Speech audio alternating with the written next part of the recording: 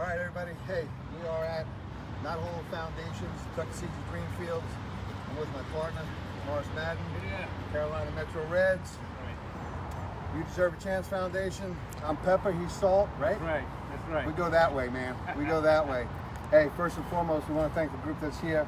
The First Horizon Bank, Rick Manley, Chris Williams, huge financial contributors to our project and also financial assistance to the Tuckaseegee Greenfields. Mo, why don't you tell them about the Youth Foundation? Youth Development Foundation is Major League Baseball's version of helping out foundations that need help, especially on the West Charlotte area. One of the guys we met, who's a big supporter of us, is Tony Regans. He's the president over there, and he came down and saw what we had to offer, and he was good to go. He got on board with us, and they were a major contributor to what we're doing over here. And one of the things we are doing, we built the fields, as you can see, you will see probably later, but we also have an education center, and we'll get into that in a little bit later. Also, with First Horizons, they were a big part of our grand opening. They have sponsored Veterans Bridge charity softball event with us and some other novel events that were very important to us, raising money through both our nonprofits, Morris's nonprofit, Carolina Metro Reds, and our nonprofit, You Deserve a Chance Foundation, came together to form this amazing complex, the Not Whole Foundation, and we're at the Carolina Greenfields right now. Optimist Club right here.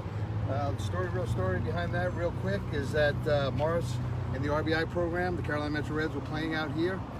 It was an existing facility since 1952. Became the Optimist Club in 1956. They were generous enough to sell us this property at a song and a dance, and the stipulation was we play baseball out here for the next 25 years. And Morris and I said, easy to be done, because we don't know if we're going to be here 25 years, but this thing will go on, and as we walk around and see how beautiful this field is, we'll catch Eddie Buskey on the way up here too, because he's the builder of all this. EA Sports Fields Incorporated did a lot, not only just to get these fields built, but a lot of extra to help us get to this point this early. That's right. So if you look over here, well, this is our youth field. We'll play 10, actually you can play from 8 all the way up to 12 on this field. And the place is retro. You can see Eddie and Tyler walking out there checking it out, because we are going to be playing baseball this weekend. Beautiful surface, done by professionals. Eddie Buskey helped build BB&T in downtown Charlotte. He also was part of building the new Tuckaseegee and Safeco in Seattle. A lot of ex-players that come here used to play with the Reds a few years back. They see this, man, it's a dream come true. I mean, most of the players that come here say they've never played on a field as nice as this one. So if you ever get a chance to come out and just see it, it's something to see. We sit in a 3-mile radius of 10 Title I schools, which means they're at the poverty line or below the poverty line. So we put this gem in a community that deserves something special. Morris has been out here, and we've polished it up and turned it into something.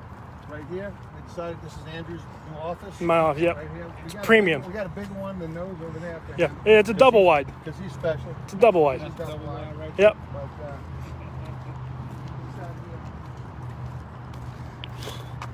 so you guys can imagine the rain that we got last night. If you're in the Charlotte area, we got torrential rains. We actually could have come out here this morning and played. Our fields are built to Major League spec by Eddie Buskey at EA Sports Field in Angel. There's underneath the sub here is a sand base with pipes in here. So when we pull the top off the infield, the water will settle. You'll see it bubble. It'll hit the pipes and everything else, and we'll take it off the field. Yeah, this field was made to Major League specs. How cool is this? How cool is this, Andrew, right here? That's why we call it Shea Stadium South. You know this lady, right? Suze Ike, everybody. Sue Studio.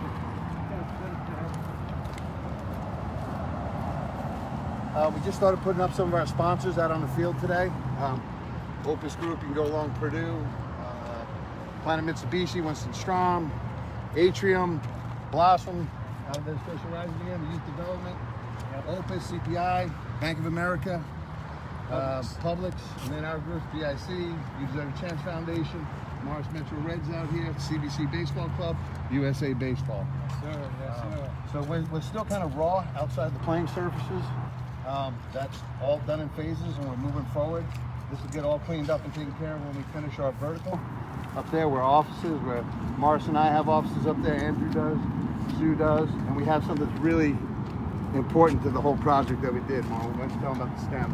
Yeah, the educational center is at the top of the facility here on the backside. It takes a big space up there. The reason that we formulated that was that we come to find out that most of our kids are not reading at grade level. So we want to get them up to grade level, especially 1st through 6th grade.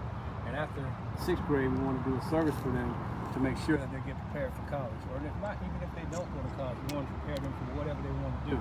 So we will meet there, talk to them, find out what their aspirations are. As soon as we find that out, we'll start trying to get them the tools to get to where they want to be. So that's a very important facet of this whole thing right here, is our educational center. All this is done on nonprofit dollars. We're running it out. We got to thank Al Bassman and Alan Barnes. Yes. Okay, with Mike Salvino at 5M Power. Joe Allen. I mean, we can go down. The list is huge of people that have been involved. Sorry if we left people out. I'm sure we did. I know we did. It's been big hearts involved. Here comes our ground crew from today. That ugly one is mine. I said, no, he's handsome. This is Cletus, man. That's right.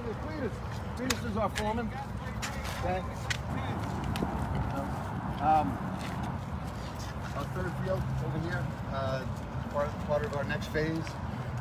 This is a transitional field. So when Mo and I were talking about these fields, it was really important for us that kids just didn't go from the short field, the smallest field, and jump to the 60-90. We mentioned this before. We lose kids with talent that are not physical enough. So this will be a transitional field. There's our boys.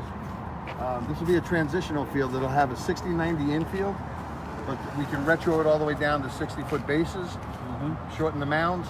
So kids that are 12, 13, getting ready to move, they don't have to go from there and jump on the real estate of the big field. They can keep the game fast, we can keep it exciting for them, and we can retain all these guys. Yeah, baseball has a built-in weeding out mechanism, whereas when they go from Little League to 60-90, a lot of guys can't adapt. So we want to make sure that we service that and make sure that those guys are ready to move from the smaller field to the 60-90. Andrew, if you take a shot of the scoreboard.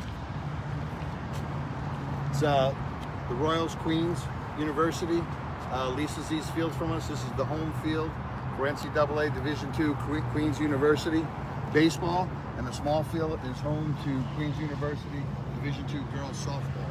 So not only have we done something in the community as far as the fields and given them something special, but bringing college programs out here so these kids in the area can have something to kind of look up to and have aspirations, like Morris said, of playing on these teams and playing in college. Ross Stevely is the new head coach here. I do want to give a shout out to Jack McDowell, who was huge in all this thing coming together. Yes. Jack resigned at the end of this year. I hate to see him go, but he was instrumental in all this. Some of these things that you see put together out here, Jack actually done by hand. Right. So we love you, man, and we appreciate everything there. Our mounds, our bullpens they're built to Major League spec. We got 2 here. This is for the visitors. And then behind center field fence, we have 2 mounds identical to this. So let's walk out on the field and show you the dugout. Obviously, we're preparing for COVID, so we're going to keep things, people separated. We're not going to let them go behind all plates. The bleachers will have to spread out around the park. But we have over 12 acres out here, almost 14 acres of land out here that we can spread some people out and keep everybody safe. That's right. We have some signs.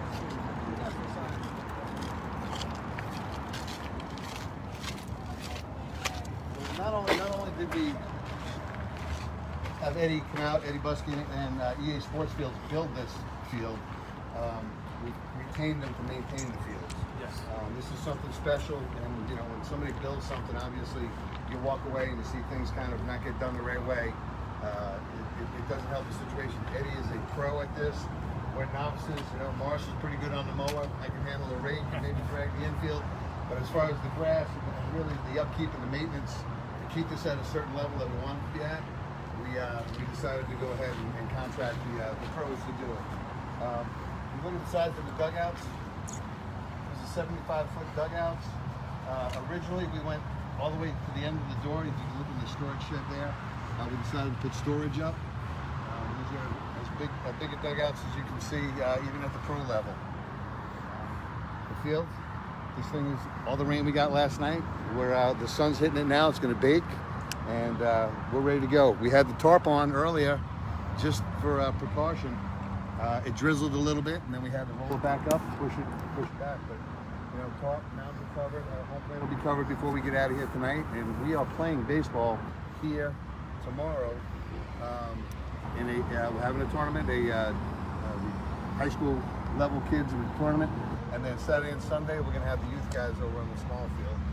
Morris's group is out here as much as CBC Baseball Club is out here. We're doing what we can. We're doing what we love. Yeah, we're practicing everything that we can. Social distancing, mask, everything. Putting everything in place to make sure that we're staying within the guidelines of the government that are asking us to do these things. So we're being safe. We make sure that everybody's healthy. We're taking temperatures before they come to the park, all that good stuff.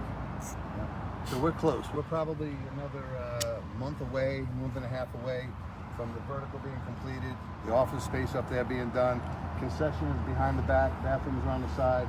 Coming off the face of the vertical structure, there'll be 250 seat backs, so it'll be a small stadium. Yes. The bleachers that you see here right now, we'll start to move them in different spots around the facility, so people can sit up in the shade and just enjoy baseball and enjoy watching their kids play again. I know we all miss it. Making it happen out here at the top, man. We just need you. We need you guys to come out here and see it. So it's going to be something that you really enjoy. We're not done. We're not done raising funds. We have another phase to go. You see the signage on the wall. If you want to participate in the signage on the wall, you can reach out to us at CBC or at the Carolina Metro Reds. We'll give you the 411 on what it takes to get out there. We'd love to have all the sponsorship.